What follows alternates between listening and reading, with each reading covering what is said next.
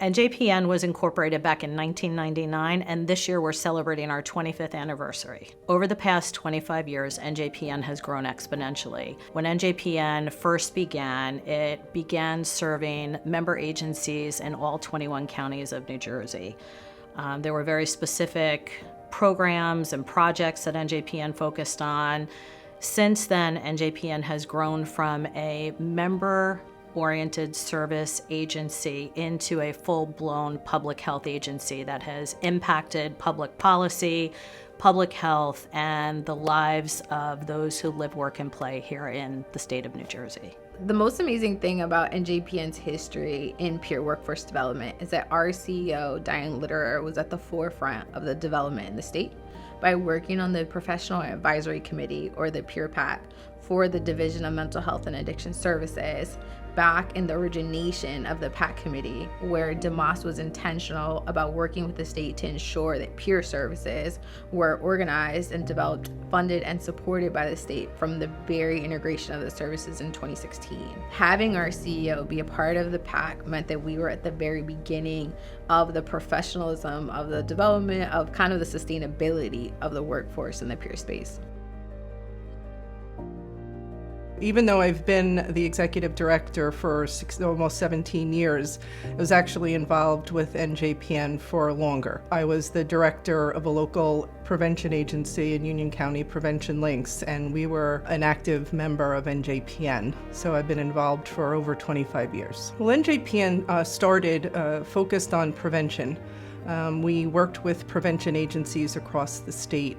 And probably about 10 years into our work, we were given the opportunity to start working with the clinical workforce, and then more recently, the peers workforce. The issue of substance use disorder is very complex, and so looking at the solutions have to be really a multi-level approach, and NJPN has been that organization to not only work on making sure, like at an individual level, services, information, education is using the best research possible. We also look to see what are the problems that are in the community and work to address those problems. NJPN goes beyond the classroom and not just teaching individuals, but also changing the systems across the state. Sometimes our own staff has to be reminded of the impact of the work that they do. Those policies and that education is reaching youth across the state. NJPN's vision is impacting one person, one family, and one community at a time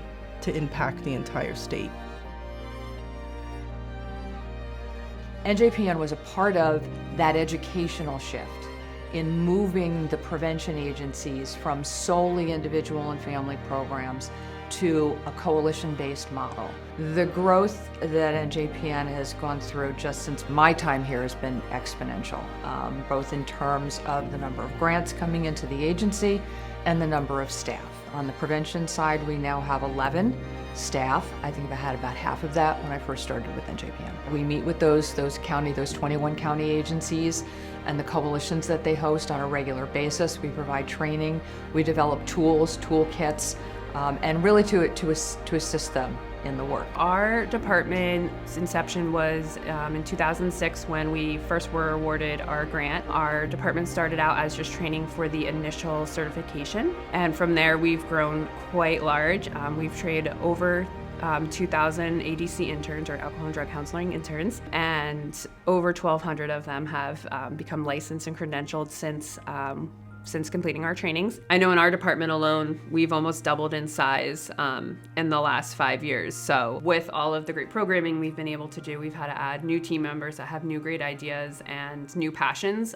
which is even more so developing what we're doing here. I have been here for almost 18 years, and that represents the time that the New Jersey Prevention Network got the grant to provide this type of initial and continuing education. We have supported the field and improved, hopefully, the workforce staffing and drug and alcohol programs by providing not just the education, but helping people make it through the credentialing process. There are nearly 3,000 credentialed clinicians in the state. We've had a hand in both providing the educational requirements, placing them in internship and helping them navigate their way through the credentialing process. I train initial trainings to become certified as a peer recovery specialist in New Jersey.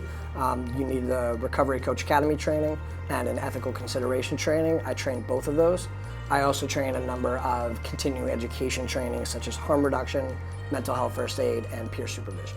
I'd say one of the biggest impacts that I've seen with people who are coming to these trainings is utilizing person-centered language, person-first language, less stigmatizing, looking at someone as a human being, and what their strengths are, rather than the fact that they might have a substance use disorder, right? They're more than just a drug addict or a junkie.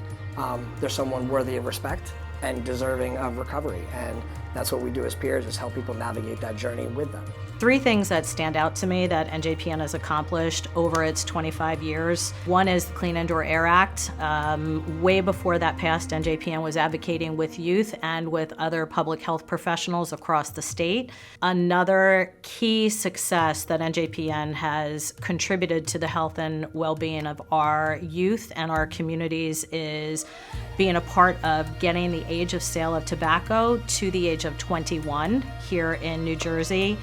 And if you are a resident who has looked for a way to properly dispose of medications, whether they were expired or unused in your home, NJPN has had a key hand in helping to install and implement drop boxes in multiple hundreds of police departments across the state of New Jersey. Over the past 25 years, it would be difficult to outline all of the impacts that NJPN has had on our state. Peer recovery specialists, treatment, mental health providers, law enforcement community members, all coming together to learn about the current trends in addiction.